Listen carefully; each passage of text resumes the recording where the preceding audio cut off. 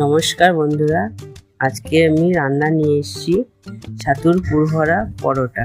দেখুন তাহলে, প্রথমে আটা নেবেন। আটার মধ্যে সামান্য একটু নুন, চিনি, একটু তেল, একটু জোয়ান হাতে একটু ঘষে দেবেন, দিয়ে একটু ওগুলো মিশিয়ে জল দিয়ে মাখতে থাকবেন। একটু ডো বানিয়ে খানিকক্ষণ রেখে দিয়ে এদিকে ছাতুর পুরটা রেডি করবেন। ছাতুর মধ্যে দেবেন একটু চিনি, নুন, একটু আদা গ্রেট করে দেবেন, একটু তেল দেবেন, একটু হিং দেবেন, দিয়ে সামান্য একটু জল দিয়ে আস্তে আস্তে করে ঝুড়ো ঝুড়ো করে মাখতে হবে। ঠিক মাখাটা এরকম যেন হয়।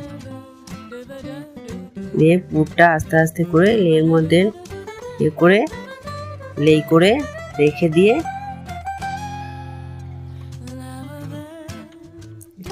একটা একটা করে লেই করতে আরম্ভ করবেন।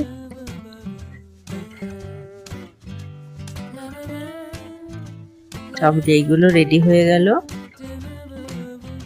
আস্তে আস্তে করে বিলে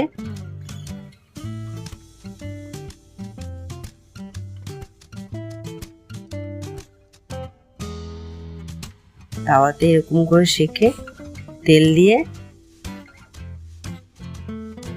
ব্যাস রেডি হয়ে গেল গরম গরম ছাতুর পুর ভরা পরোটা। আপনারা খেয়ে জানান, তৈরি করে জানান কেমন হয়েছে।